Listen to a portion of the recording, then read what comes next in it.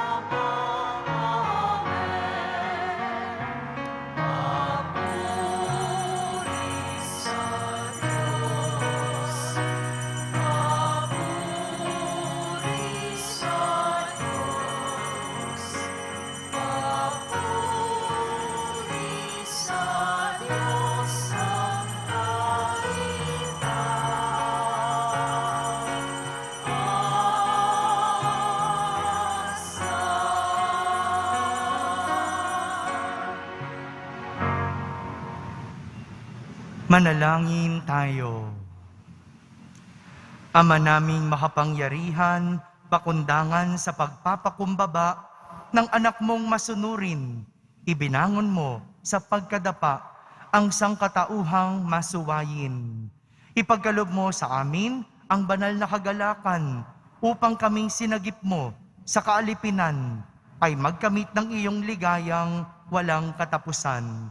Sa pamamagitan ni Jesucristo, kasama ng Espiritu Santo, magpa sa walang hanggan. Amen. Magsiupo muna ang lahat. Pagbasa mula sa aklat ni Propeta Isaías. Magalak ang lahat. Magalak kayo dahil sa Jerusalem. Ang lahat sa inyo na may pagmamahal, wagas ang pagtingin. Kayo'y makigalak at makipagsaya. Lahat kayong tumangis para sa Kanya. Tatamasahin ninyo ang kasaganahan niya, tulad ng sanggol sa dibdib ng kanyang ina. Sabi pa ng Panginoon, padadalhan kita ng walang katapusang pag-unlad. Ang kayamanan ng ibang bansa ay dadaloy sa iyong tila agos ng ilog. Ang makakatulad mo'y sanggol na buong pagmamahal na inaaruga ng kanyang ina. Aaliwing kita, Jerusalem, tulad ng pag-aliw ng ina sa kanyang anak. Ika'y magagalak pag nakita mo ang lahat ng ito. Ikaw ay lalakas at lulusog. Sa gayon, malalaman mong akong Panginoon ang kumakalinga sa mga tumatalima sa akin. Ang salita ng Diyos. Salamat sa Diyos. Sangkalupaang nilalang, galak sa puoy isigaw. Sang kalupaang nilalang, galak sa puoy isigaw. Sumigaw sa galak ang mga nilalang, at purihin ang Diyos na may kagalakan. Wagas na pagpuri sa Kanya'y ibigay. Ito ang sabihin sa Diyos na dakila, ang mga araw mo ay kahanga-hanga. Sang kalupaang nilalang, galak sa puoy isigaw. Ang lahat sa lupa ika'y sinasamba. Awit ng papuri, yaong kinakanta. Ang iyong pangalay, pinupuri nila. Ang ginawa ng Diyos, lapit at pagmasdan. Ang kahangahangang ginawa sa tanan. Sang kalupaang nilalang, galak sa puoy isigaw. Naging tuyong lupa kahit yaong tubig, at ang nuno natin ay doon tumawid. Kaya naman tayo'y nagalak ng labis, siya'y nagaharing may lakas ang bisig. Sang kalupaang nilalang, galak sa puoy isigaw. Lapit at makinig ang nagpaparangal sa Diyos, at sa inyo'y aking isasaysay ang kanyang ginawang mga kabutihan. Purihin ang Diyos, siya'y papurihan, yamang ang daing ko'y kanyang pinakinggan, at ang pag-ibig niya ay aking kinamtan. Sang kalupaang nilalang, galak sa puoy isigaw.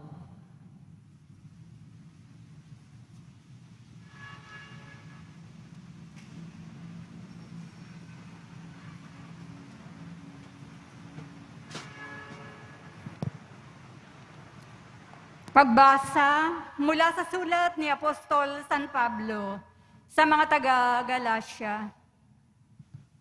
Mga kapatid, ang krus lamang ng ating Panginoong Hesukristo ang siya kong ipinagmamapuri, sapagkat sa pamamagitan ng kanyang krus, ang sanlibutan ay patay na para sa akin, at ako'y patay na para sa sanlibutan. Hindi mahalaga kung tuliman o hindi ang isang tao. Ang mahalaga ay ang pagiging bagong nilalang. Sa lahat ng namumuhay ayon sa tuntuning ito, at sa mga nananatiling tapat sa bayan ng Diyos, naway sumakanila ang kapayapaan at pagpapala ng Diyos. Kaya mula ngayon, huwag nang dagdagan ni numan ang aking tiisin. Sapat na ang mga pilat ko para makilalang ako'y alipin ni Jesus.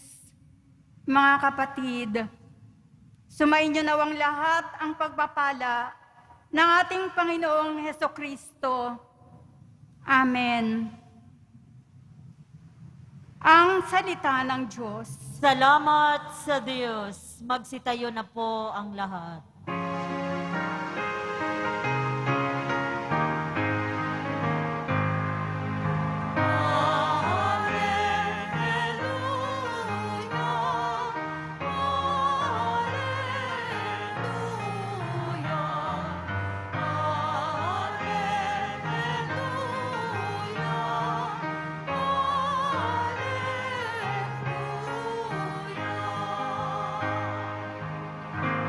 Kapayapaan ni Kristo at salita niyang totoo naway manahan sa inyo.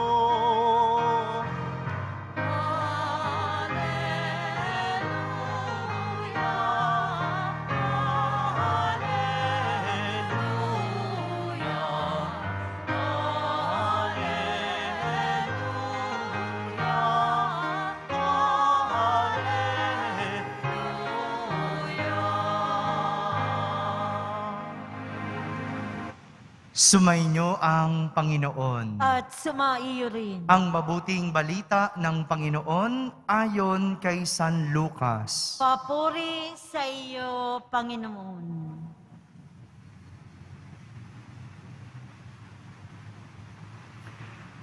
Noong panahong iyon, ang Panginoon ay humirang pa ng 72.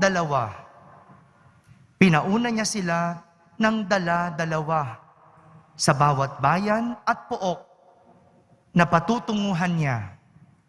Sinabi niya sa kanila, sagana ang aanihin, ngunit kakaunti ang manggagawa. Idalangin ninyo sa may-ari na magpadala siya ng mga manggagawa sa kanyang bukirin. Humayo kayo. Sinusugo ko kayong parang mga kordero sa gitna ng mga asong gubat. Huwag kayong magdala ng lukbutan, supot o panyapak. Huwag na kayong titigil sa daan upang makipagbatian kanino man. Pagpasok ninyo sa alinmang bahay, sabihin muna ninyo, maghari nawa ang kapayapaan sa bahay na ito. Kung maibigin sa kapayapaan ang nakatira roon, sa kanila ang kapayapaan. Ngunit kung hindi, hindi sila magkakamit nito. Manatili kayo sa bahay na inyong tinutuluyan. Kanin ninyo at inumin ang anumang idulot sa inyo, sapagkat ang manggagawa ay may karapatang tumanggap ng kanyang upa. Huwag kayong magpalipat-lipat ng bahay. Kapag tinanggap kayo sa alinmang bayan, kanin ninyo ang anumang ihain sa inyo. Pagalingin ninyo ang mga may sakit doon at sabihin sa bayan na lalapit na ang paghahari ng Diyos sa inyo. Mga kapatid, ang mabuting balita ng Panginoon. Pinupuri ka namin, Panginoong Hesukristo. Magsiupo muna ang lahat. Isang magandang araw po sa inyong lahat. isang kwento ng pagmimisyon ang ating narinig sa ating ebanghelyo. Tungkol saan po ang kwento? Hello. Ulitin ko po. Isang kwento ng pagmimisyon ang ating narinig sa ating ebanghelyo sa araw na ito. Tungkol po saan ang kwento? Ayun, pagmimisyon. Sabihin nyo nga po. Yan man lang, no? Maalala po ninyo sa ating pagninilay ngayon. Napansin ni Jesus na sagana ang aanihin, ngunit kakaunti ang manggagawa. Ibig sabihin, may gagawin, kaso kakaunti ang gagawa. May trabaho, ngunit kakaunti ang trabahador. Kaya nga, humirang pa si Jesus ng 72 karagdagang alagad at sinugo niya sila ng tig-2. Ilan po ang sinugo ni Jesus na alagad? 72 na tig-2.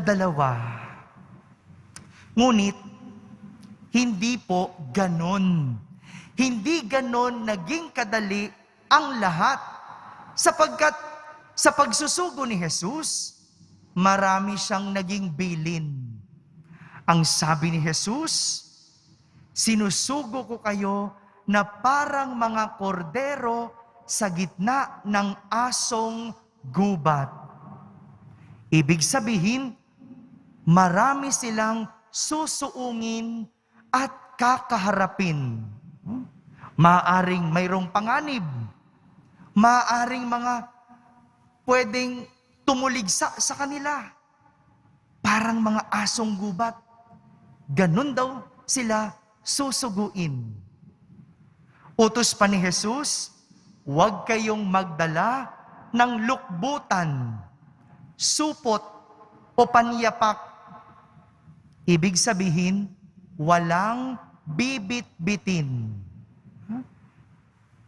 Yung 72, walang pwedeng dalhin, kundi kanilang sarili. At sinabi pa ni Jesus, huwag titigil sa daan at makikipagbatian. Ibig sabihin, wala nang tsismisan. Diretsa lang.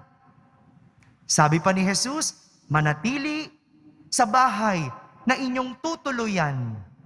Kanin ang ipakain, inumin ang ipainom sa inyo. Ibig sabihin, huwag maarte, huwag mapili. Kung anong ibigay, siyang tanggapin. Kung anong ipakain, siyang kanin. Ang galing ni Jesus, ano? Alam talaga ni Jesus kung ano ang nakakasira o nakakaantala sa isang trabaho o misyon. Di ba ang trabaho kapag hindi natatapos dahil sa tsismisan? Kwentuhan ng kwentuhan, kaya hindi natatapos ang trabaho. O kaya nagkakamali sa trabaho. Kasi kwentuhan ng kwentuhan, ang daming naaantala. At kung ano-ano pang iba pang gagawin at susundin ng mga alagad ang binilin at sinabi ni Jesus. Na kung titignan, hindi talaga ito lahat gawa ng sariling mga alagad, kundi gawa na nagmula kay Jesus. Ito po ang ibig sabihin ng pagmimisyon. Hindi mo sariling misyon, kundi misyon ng iba. Hindi mo sariling gawa, kundi ipinagagawa sa iyo. Hindi mo sariling trabaho, kundi ipinapatrabaho lang sa iyo. Kaya't bagamat ikaw ang gagawa, hindi ikaw ang masusunod. Kahit ikaw ang gagawa, kahit ikaw ang magmimisyon, hindi ikaw ang masusunod, kundi ikaw ay susunod. Sabihin nyo nga po, susunod.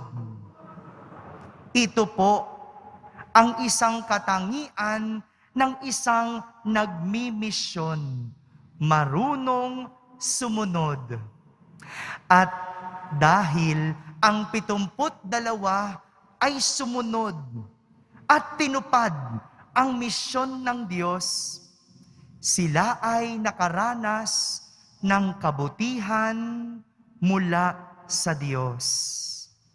Kaya sa huli, masaya silang nagbalik. Dahil sinunod nila, tinupad nila ang misyon ng Diyos, sa huli, naranasan nila ang kabutihan ng Diyos. Mayroon pong dalawang bagay ang ipinapakita ng ating mga pagbasa sa pagmimisyon. Dalawa lang. Dakis, mabilis lang to ha. Mamaya sabihin mo, mahaba na naman homily ko. Ha? Dalawa lang. Huwag kang pipikit. Okay? Dalawa. Dalawa ang mararanasan natin kabutihan mula sa Diyos kapag ikaw ay nagmisyon. Una, sa pagmimisyon, tayo ay magiging masagana. Sabihin nyo nga, masagana. Ito yung sinasabi ni Propeta Isaías sa ating unang pagbasa. Tatamasahin ng lahat ang kasaganaan ng Diyos. Lahat ng makikigalak, lahat ng makikisaya, lahat ng makikidalamhati o tatangis sa Kanya. Sa madaling salita, lahat ng maglilingkod sa Diyos, sa hirap at ginhawa, lungkot at saya, sa huli ay magiging masagana. Sa huli, Sa huli. Kaya kung hindi pa masagana, ibig sabihin, hindi pa yan ang huli. So baka meron pang mga darating. Kaya ang pangako ng Diyos, sumunod. At sa huli, ikaw ay magiging masagana. Pangalawa, mabilis, di ba? Sa pagmimisyon, tayo ay magiging bagong nilalang. Sabihin nyo nga po, bagong nilalang.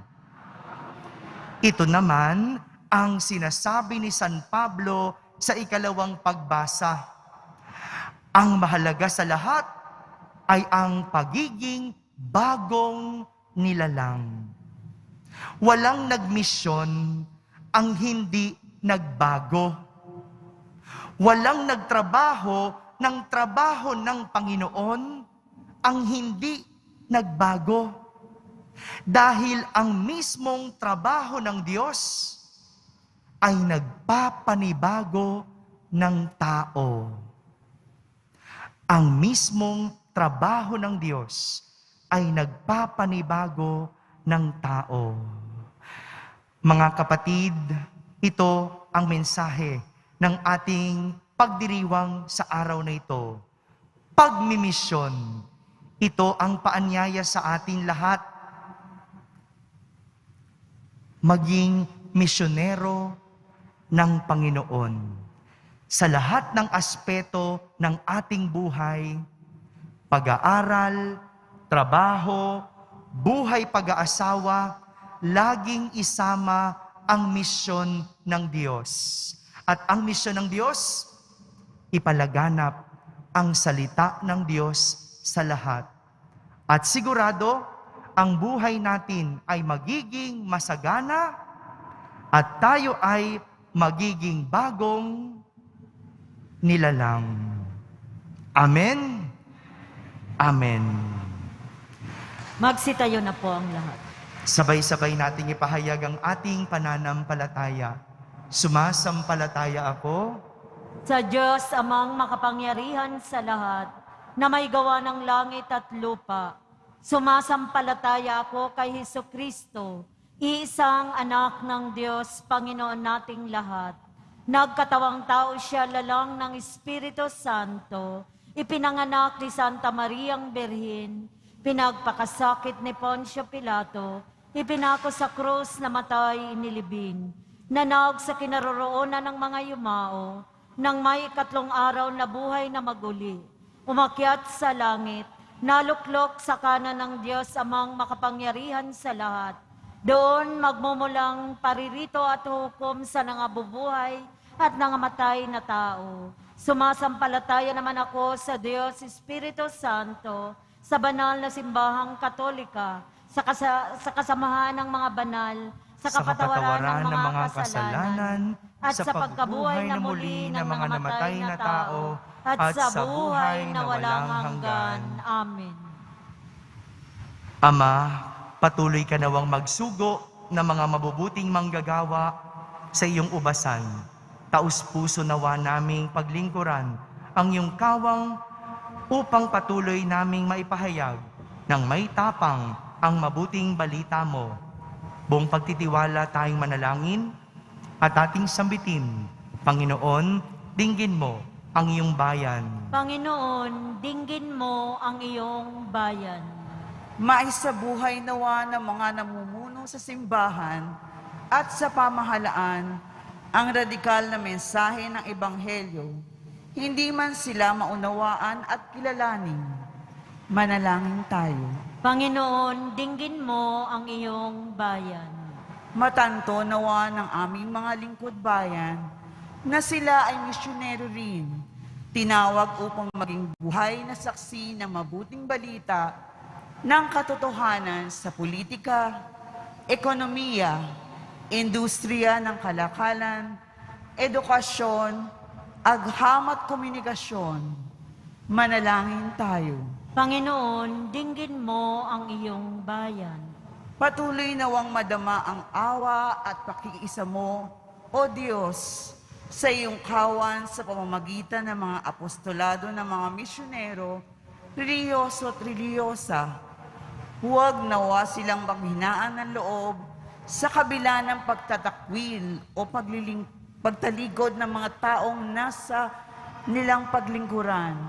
Manalangin tayo. Panginoon, dinggin mo ang iyong bayan. Maipahayag nawa ng bawat Kristiyanong pamilya si Jesus, kahit na ang krus ay mistulang mukha ng paghihirap at kahihiyan sa iilan. Manalangin tayo. Panginoon, dinggin mo ang iyong bayan.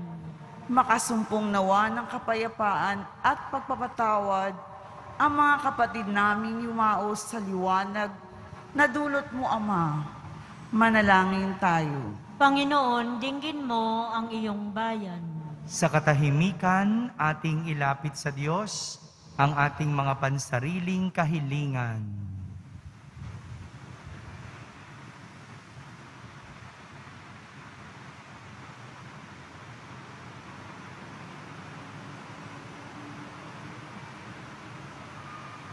Manalangin tayo.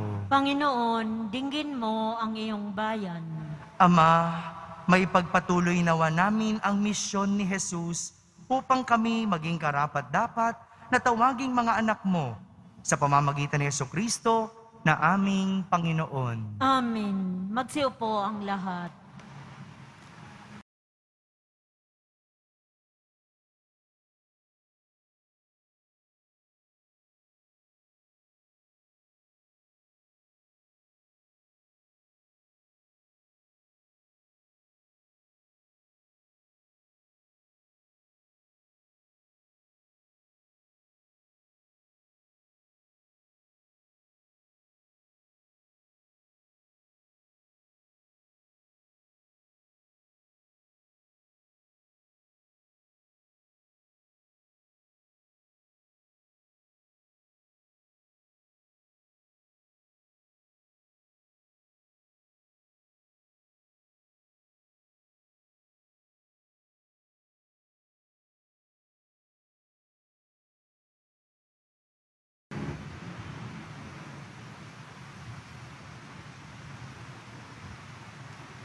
Manalangin kayo mga kapatid upang ang paghahain natin ay kalugdan ng Diyos amang makapangyarihan. Tanggapin nawa ng Panginoon itong paghahain sa iyong mga kamay, sa kapurihan niya at karangalan, sa ating kapakinabangan, at sa buong sambayanan niyang banal. Ama naming lumikha, sa paghahain namin ng iyong ngalan, ay siya nawang sa amin dumalisay, upang ito ay maging pagganap araw-araw ng aming paglipat sa buhay sa kalangitan.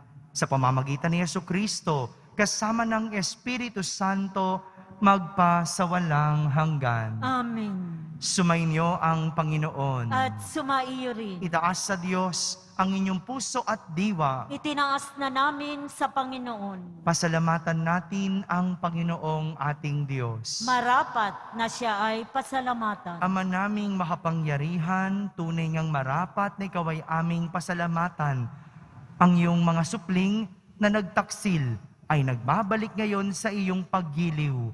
Bunga ng malasakit ng anak mong masunurin at ng Espiritong bigay upang lahat ay kupkupin. Kami mga tinubos ng anak mong mahal ay niloob mong magtipon at magkapisan upang magsalo sa masaganang hapag ng buhay. Kaysa ng anak mo at ng Espiritu Santo, ang iyong sambayanan ay nagpupuri sa iyo. Nagkakapisan ngayon ang bumubuo sa katawan ni Kristo. Nagkakatipon ngayon ang pinanananahan ng iyong Espiritu. Kaya kaysa ng mga anghel na nagsisiawit ng papuri sa iyo nang walang humpay sa kalangitan, kami nagbubunyi sa iyong kadakilaan.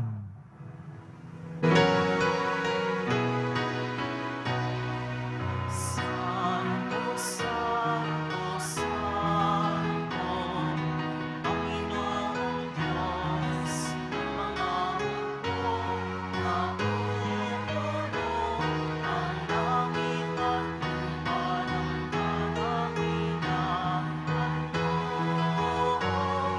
Hosana sa kaitaasan,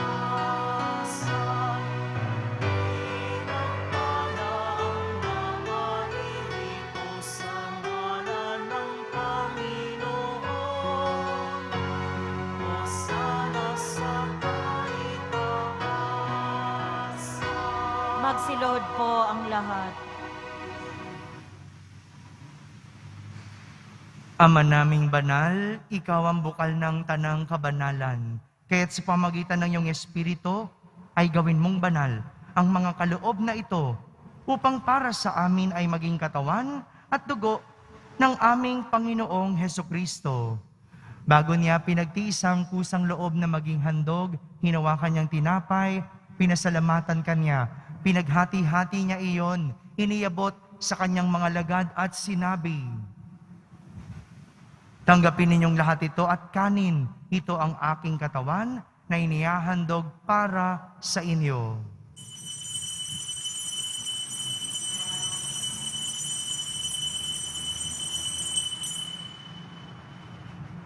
Gayon din naman, nung matapos ang hapunan, hinawakan niyang kalis, muli kanyang pinasalamatan. Iniabot niyang kalis sa kanyang mga lagad at sinabi, "Tanggapin ninyong lahat ito at inumin. Itong kalis ng aking dugo, ng bago at walang hanggang tipan. Ang aking dugo na ibubuhos para sa inyo at para sa lahat sa ikapagpapatawad ng mga kasalanan. Gawin ninyo ito sa pag-alaala sa akin."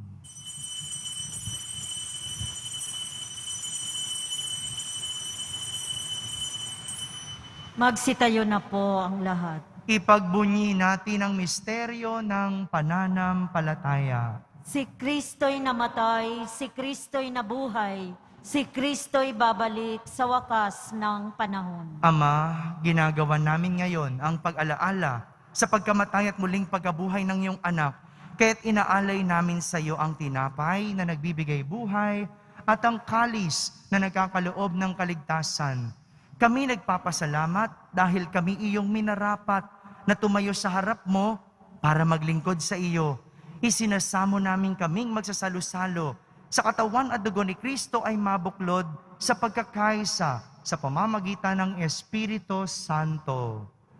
Ama, lingapin mo ang iyong simbahang laganap sa buong daigdig. Puspusin mo kami sa pag-ibig, kaysa ni Francisco na aming Papa, ni Jose na aming Obispo at ng Tanang Kaparian. Alalahanin mo rin ang mga kapatid naming nahimlay, lalong-lalo na si Adelina, na may pag-asang sila'y muling mabubuhay, gayon din ang lahat ng mga pumanaw. Kaawan mo sila at patuloyin sa iyong kaliwanagan. Kaawan mo at pagindapating kaming lahat na makasalo sa iyong buhay na walang wakas. Kaisa na mahal na Birheng Maria na ina ng Diyos, ng kabiyak ng puso niyang si San Jose, kaysa ng mga apostol at ng lahat ng mga banal na namuhay dito sa daigdig ng kalugod-lugod sa iyo. May pagdiwang nawa namin ang pagpupuri sa kararangal mo sa pamamagitan ng iyong anak na aming Panginoong Hesukristo. Sa pamamagitan ni Kristo, kasama niya at sa Kanya, ang lahat ng parangal at papuri ay sa iyo, Diyos Amang makapangyarihan, kasama ng Espiritu Santo, magpasawalang hanggan.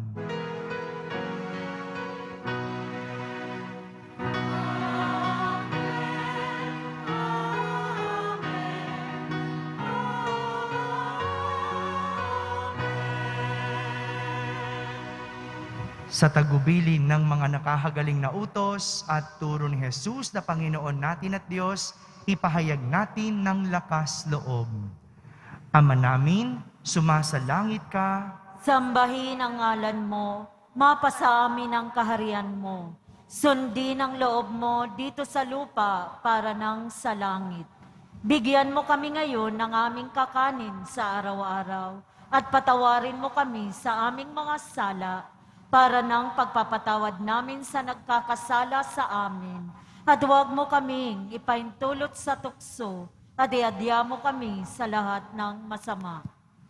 hinihiling namin kami iadya sa lahat ng masama. Pagkalooban ng kapayapaan araw-araw, iligtas sa kasalanan at ilayo sa lahat ng kapahamakan. Samantalang aming pinananabikan ang dakilang araw ng pagpapahayag ng tagapagligtas naming si Heso Kristo. Sapagkat iyo ang kaharian at ang kapangyarihan at ang kapurihan magpakailanman. Amen. Panginoong Heso Kristo, sinabi mo sa iyong mga apostol, kapayapaan ang iniiwan ko sa inyo, ang aking kapayapaan ang ibinibigay ko sa inyo. Tunghayan mo ang aming pananampalataya at huwag ang aming pagkakasala. Pagkalooban mo kami ng kapayapaan at pagkakaisa ayon sa iyong kalooban, kasama ng Espiritu Santo, magpasawalang hanggan. Amen. Ang kapayapaan ng Panginoon ay laging sumainyo. At sumaiyo rin. Magbigayan kayo ng kapayapaan sa isa't isa. Kapayapaan po para sa lahat. Kordero ng Diyos na nag-aalis ng mga kasalanan ng sanlibutan, maawa ka sa amin. Kordero ng Diyos na nag-aalis ng mga kasalanan ng sanlibutan, maawa ka sa amin. Kordero ng Diyos na nag-aalis ng mga kasalanan ng sanlibutan, pagkaloob mo sa amin ang kapayapaan. Magsilod po ang lahat.